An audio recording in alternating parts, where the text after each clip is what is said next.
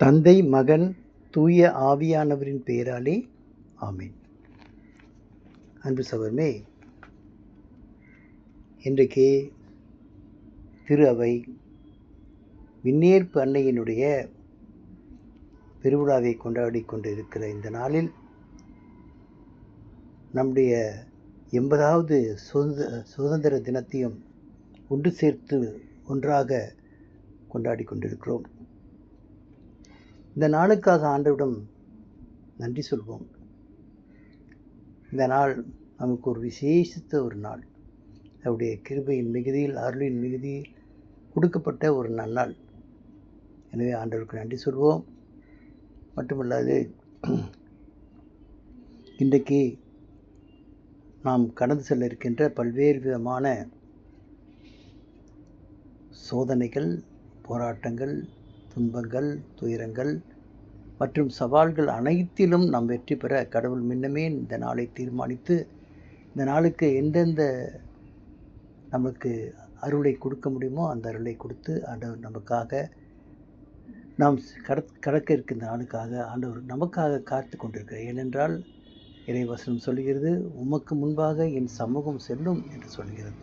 எனவே ஆண்டவருக்கு மீண்டும் ஒரு தடவை நன்றி சொல்லி, ஆண்டவரே, இந்த உலகத்தில் நாங்கள் வாழ உங்களுடைய அருளை ஏராளமாய் இந்த நாளில் பொழியும் என்று சொல்லி இந்த நாளுக்காக நன்றி சொல்கின்ற மக்களாக, பிரஜைகளாக, மாடுகளாக, மந்தைகளாக நாங்கள் இருப்போம். இந்த மன்றாட்டுகளெல்லாம் எங்களது ஆண்டவரும் இரட்சகரும் ஒரே மகனுமான உயிர்த்த இயேசு கிறிஸ்துவினுடைய இனிய நாமத்தில் ஜெபிக்கிறோம். எங்கள் ஜீவனும் பரிசுத்தமும் உள்ள எங்கள் நல்ல தந்தையே, ஆமென். அன்பு சகோதரமே, இன்றைக்கு தூய ஆவியானவர் நம்மை புனித லூக்கா நற்செய்தி அதிகாரம் 1 இறைவசனம் 39 45 முடிய உள்ள இறைவசனங்களுக்கு நம்மை அழைத்து வந்திருக்கிறார். அந்த இறைவசனங்களை நாம் படித்து தியானிக்க அவர் திட்டமிட்டிருக்கிறார். அந்த இறைவசனத்தினுடைய தலைப்பு மரியா எலிசபெத்தை சந்தித்தல். படிக்கின்றேன். அதன் பின் மரியா புறப்பட்டு யூதேயா மலை நாட்டிலுள்ள ஓர் ஊருக்கு விரைந்து சென்றார். அவர் சக்கரியாவின் வீட்டை அடைந்து எலிசபெத்தை வாழ்த்தினார். மரியாவின் வாழ்த்தை எலிசபெத் கேட்டபொழுது அவர் வயிற்றிலிருந்த குழந்தை மகிழ்ச்சியால் துள்ளிற்று. எலிசபெத் தூய ஆவியால் முற்றிலும் ஆட்கொள்ளப்பட்டார். அப்போது அவர் உரத்த குரலில், பெண்களுக்குள் நீர் ஆசி பெற்றவர், உம் வயிற்றில் வளரும் குழந்தையும் ஆசி பெற்றதே. என் ஆண்டவரின் தாய் என்னிடம் வர நான் யார்? உம் வாழ்த்துரை என் காதில் விழுந்ததும் என் வயிற்றினுள்ளே குழந்தை வேறு உவகையால் துள்ளிற்று. ஆண்டவர் உமக்கு சொன்னவை நிறைவேறும் என்று நம்பிய நீர் பேறு பெற்றவர் என்றார். ஆண்டவரின் அல்வாக்கு. கிறிஸ்துவே உமக்கு புகழ். அன்பு சகோதரமே, இந்த இறை வசனங்கள் நமக்கு நிறைய படிப்பினைகளையும் நிறைய அறிவுரைகளையும் சொல்லுகின்ற ஒரு நல்ல இறைவசனம். பாருங்கள், அதன் பின் மரியா புறப்பட்டு, அதன் பின்னா அதில் கடைசியில் கொடுக்கப்பட்டிருக்கிறது 37வது இறைவசனத்திலிருந்து 38 படித்தோம்னா அதுதான் அதன் பின்ன சொல்லப்பட்டிருக்கும். ஏனெனில் கடவுளால் இயலாதது ஒன்றுமில்லை என்றார்.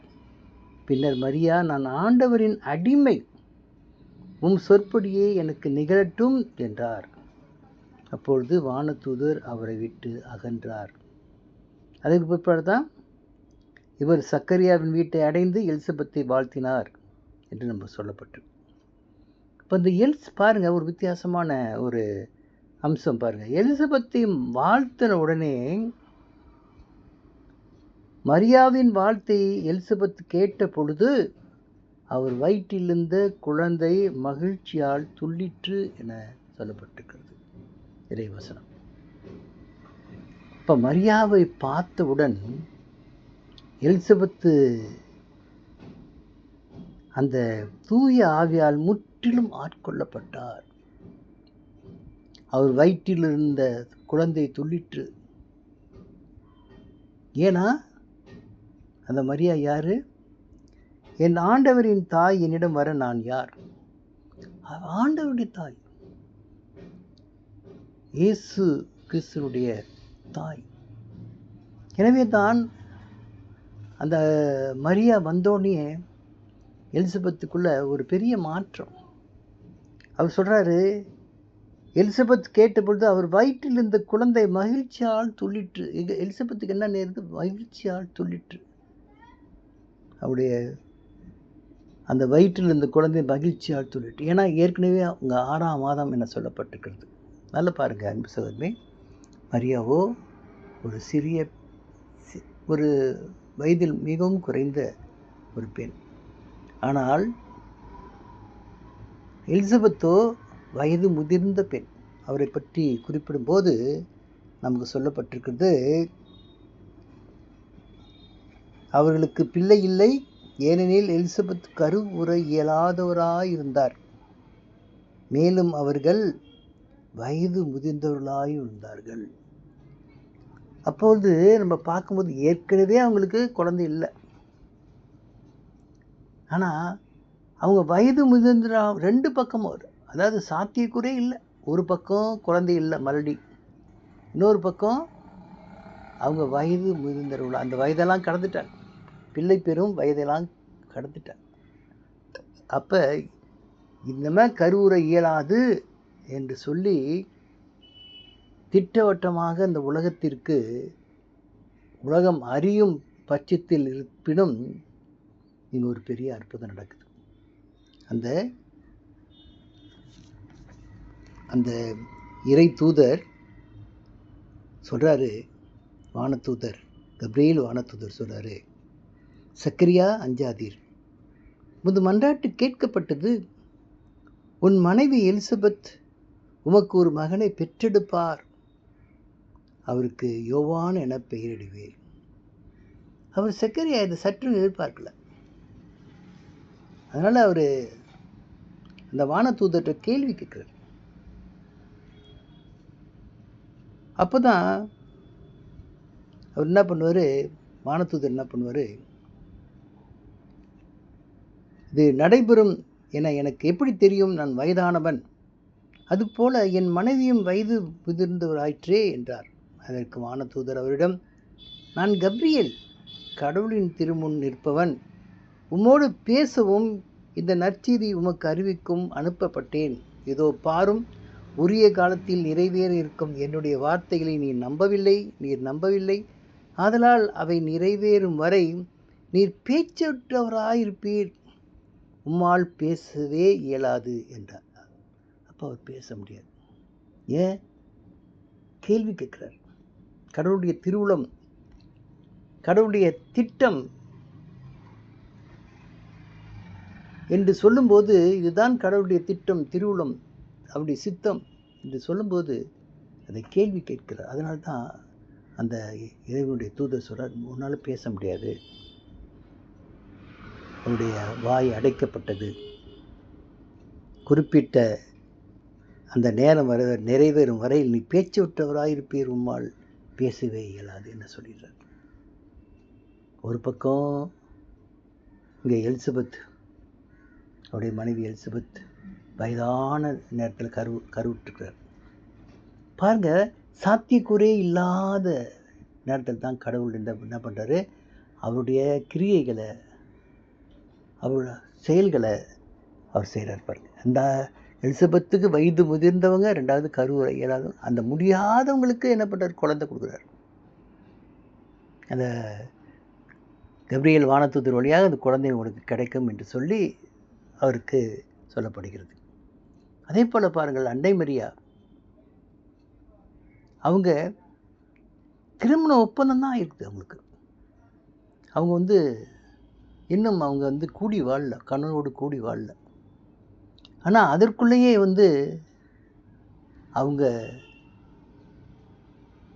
3 மாதம் என சொல்லப்படுகிறது. அதுக்குள்ளே அவங்க கருவுற்றிருக்காங்க 3 மாதம். இது எவ்வாறு நிகழ்ந்தது அப்படின்ட்டு கேட்கும்போது, மரியாவுக்கு சொல்லப்படுகிறது, வானதூதர் மரியாவுக்கு தோன்றி, அருள்மிக பெற்றவரே வாழ்க, ஆண்டவர் உம்மோடு இருக்கிறார் என்றார்.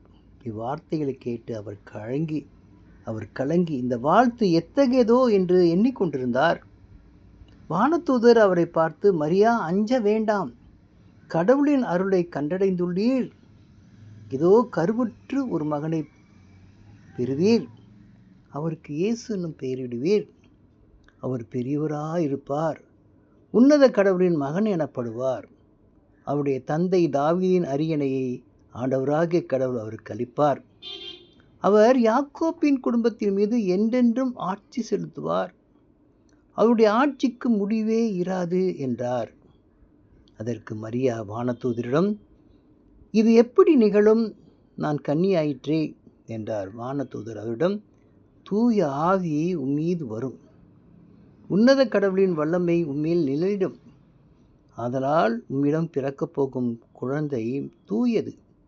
அக்குழந்தை இறைமகன் எனப்படும். உறவினராகிய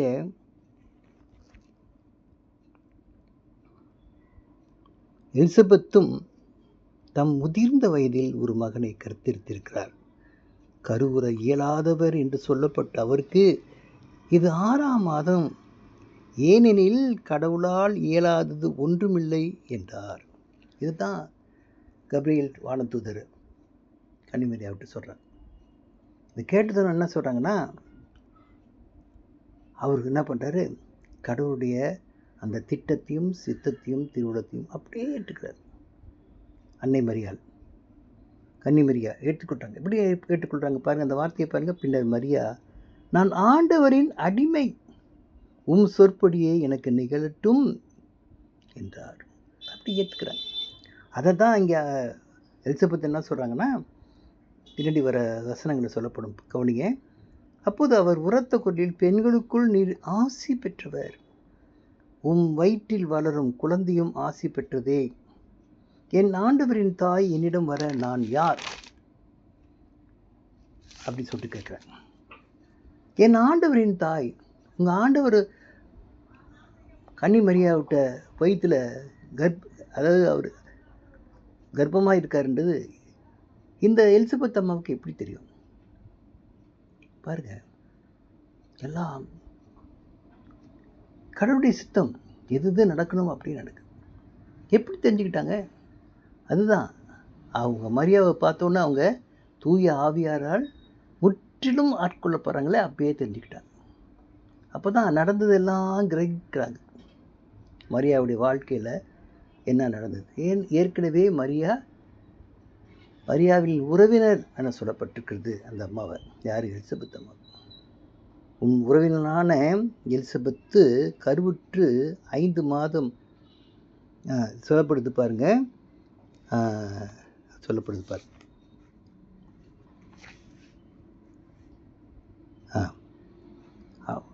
வானதூதர் மரியாவுக்கு தோன்றி சொல்றார், இதோ கருவுற்று மகனை இயேசு என்னும் பெயரிடுவீர், அவர் பெரியவராக இருப்பார் சொல்லப்பட்டது. எங்கே சொல்லப்பட்டது பாருங்க. அதுக்கு அதாவது யாக்கோப்பின் என்றென்று ஆட்சி செலுத்துவார்னா சொல்லப்படும். அதனால் பிறக்கப் போகும் குழந்தை தூயது, அக்குழந்தை இறைமகன் எனப்படும். உம் உறவினராகிய எலிசபெத்து தம் முதிர்ந்த வயதில் ஒரு மகனை கருத்தரித்திருக்கிறார். இப்போ இதெல்லாம் பாருங்கள், நடக்காத காரியம். அதாவது நடக்கக்கூடிய காரியமே இல்லை. அதாவது முக்கிய சாத்தியக்குறையில் நடக்கிறதுக்கு சாத்தியக்குறை இல்லை. ஆனால் அதைத்தான் கடவுள் என்ன பண்ணுறாரு, நிகழ்த்துறார். அதுவும் ஒரு அரும் அடையாளமாக, அரும் செயலாக நிகழ்த்துறார். அன்னை மரியாளுக்கு ஒரு ஆண் துணை இல்லாமல் கூடி வாழாமலே தூய ஆவியாருடைய அருளால் அவர் நிழலிட்டதால் அவர் கருவுற்று ஒரு மகனை பெற்றெடுக்கிறார். அதே போல் எலிசபெத்தும் முதிர்ந்த வயதில் கருவுற இயலாதவர் என மலடி என புறந்தள்ளப்பட்ட அந்த எலிசபெத்துக்கும் கடவுள் என்ன பண்ணுறாரு, ஒரு மகவை கொடுக்குறார். அந்த மகவும் அந்த எலிசபெத் அன்னைக்கு பிறக்குது. அந்த மகவும் அந்த அன்னை எலிசபெத் அம்மாவுக்கு பிறக்குது. ரெண்டும் நிகழ முடியாத நிகழ்வுகள். அதுதான் சொல்லப்படுது, என் ஆண்டவரின் தாய் என்னிடம் வர நான் யார்? எலிசபெத் தாழ்த்திக்கிறாங்க தன்னை. என் ஆண்டவரின் தாயை நான் என்னிடம் எப்படி வர முடியும்? நான் யார்? என்னிடம் ஏன் வராங்க? என்னால் நான் தகுதி உள்ளவளா? இல்லை. அதுதான் தன்னை தாழ்த்திக்கிறாங்க அந்த அம்மா. கடைசியில் என் வாழ்த்துரை என் காதில் விழுந்ததும் என் வயிற்றினுள்ளே குழந்தை பேருவகையால் துள்ளிற்று. இதுதான் காரணம். பேருவகையால் துள்ளிற்று. பாருங்க, அப்போ அன்னை அது கன்னிமரியாளுடைய வயிற்றில் இயேசு இருக்கார். எலிசபெத் வயிற்றில் திருமுழுக்கு யோவான் இருக்கார். ஒருத்தர் சந்திக்கிறாங்க. குழந்தை துள்ளிற்றுன்னு சொல்லப்பட்டிருக்கிறது பாருங்க. அப்போ கடைசியில் அம்மா இந்த எலிசபெத்து மூத்த ஒரு தாய் சொல்கிறாங்க, ஆண்டவர் உமக்கு சொன்னவை நிறைவேறும் என்று நம்பிய நீர் பேறு பெற்றவர். உனக்கு நிறைவேறும் என்று நம்பிய நீர் பேறு பெற்ற. அவங்க என்ன, கடவுள் என்ன, அதாவது தூதர் என்ன சொன்னார், கபிரியேல் தூதர் என்ன சொன்னார், இவங்களுக்கு என்ன தெரியும்? ஆனால் தூய ஆவியினுடைய அருளால், அவருடைய அந்த ஆற்றலினால் என்ன நடந்தது பூரா நம்ம கிரகித்து மனசில் வச்சுக்கிறாங்க. இவ்வளோ நிகழ்வும் நடந்திருக்குது. அப்போ நடக்க முடியாத 2 காரியங்கள் இங்கே நடக்குது. அதனால தான் நமக்கு பேருவகை. அந்த பேருவகையால் என்ன பண்ணுறாங்க, அந்த அம்மா சொல்கிறாங்க பாருங்கள், ஆண்டவர் உமக்கு சொன்னவை நிறைவேறும் என்று நம்பிய நீர் பேறு பெற்றவள். அதுதான் பெண்களுக்குள் ஆசீர்வதிக்கப்பட்டவள். அதுதான் இன்றைக்கி நம்ம கொண்டாடுறோம். விண்ணகத்தாய் உண்மையை கண்களை மூடி எப்படி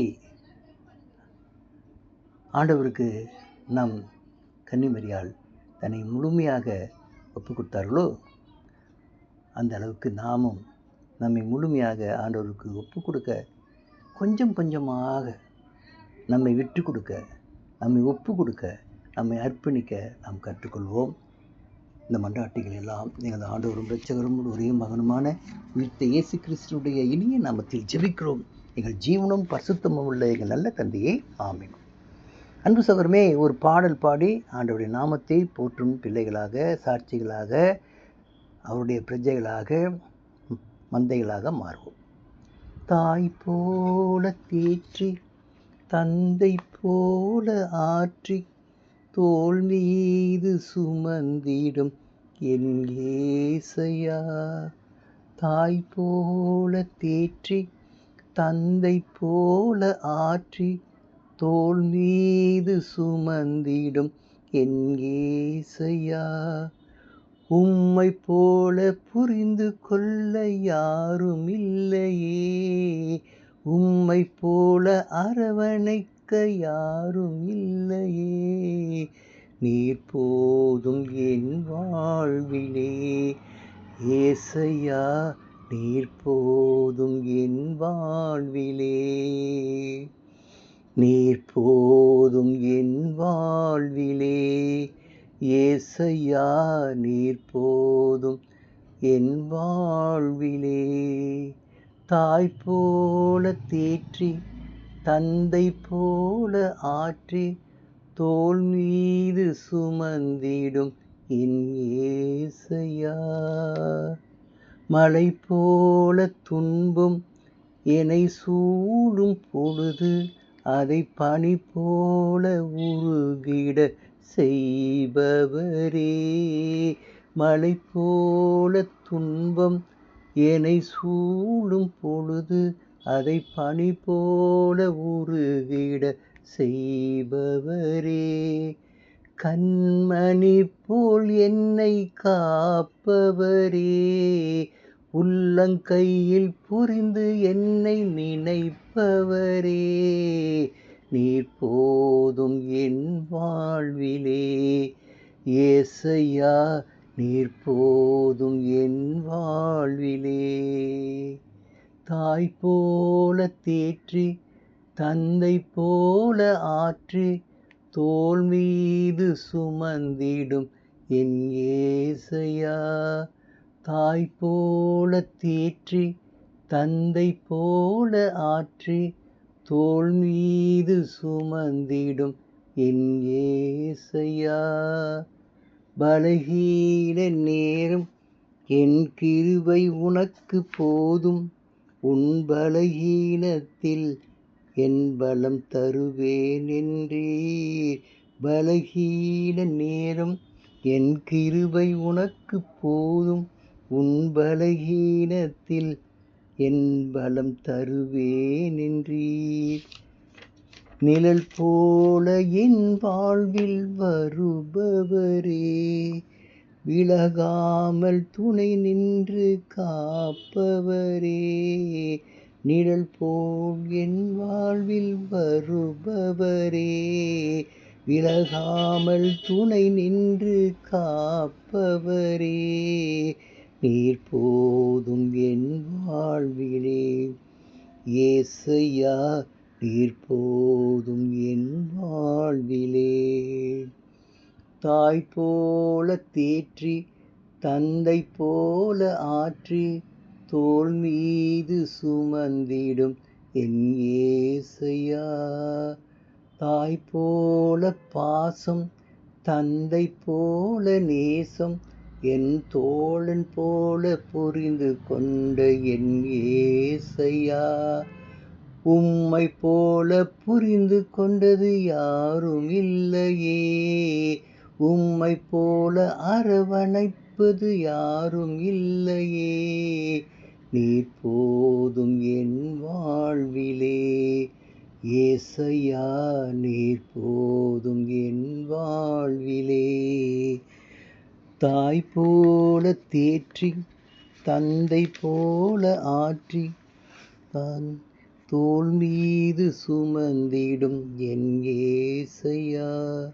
தாய் போல தேற்றி, தந்தை போல ஆற்றி, தோள் மீது சுமந்திடும் என் ஏசையா.